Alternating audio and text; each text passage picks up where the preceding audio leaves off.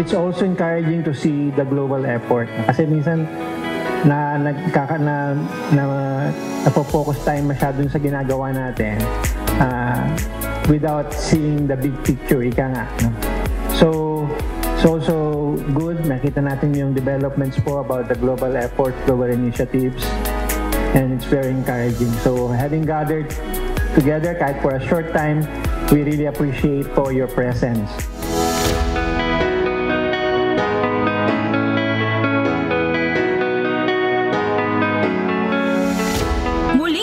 Pagkilala ng Department of Environment and Natural Resources ang mga aktibo nitong partner sa inisyatibong pangkalikasan. Ilan sa mga ito na nakadalo sa naturang event ay ang Adamson University, Make a Difference Travel, One Pawikan Initiative, Potts College of Aeronautics, Society for the Conservation of the Philippine Wetlands, Wild Bird Club of the Philippines.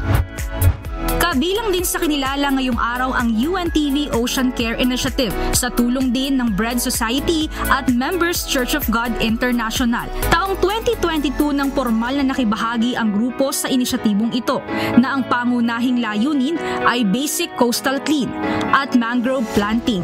Hanggang sa kasalukuyan, nagpapatuloy ang gawain na ito ng UNTV Ocean Care. Ayon kay Project Head ng Ocean Care Initiatives, regular at buwan-buwan ay nagsasagawa sila ng activities ng pangangalaga sa karagatan at aasahan na magbubukas sila ng panibagong proyekto sa susunod na taon. Yes, next year, kung lolobin ng Panginoon po, ay ipagpapatuloy po natin yung ating mga marine environmental activity, and also we're planning po yung ating tree planting activities naman po para sa ating mga terrestrial forests.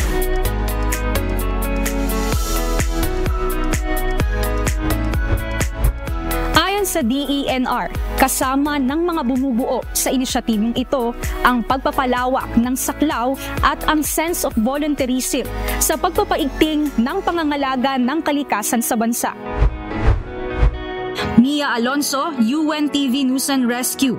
Diyos ang aming sandigan, serbisyo publiko ang aming pinahahalagahan.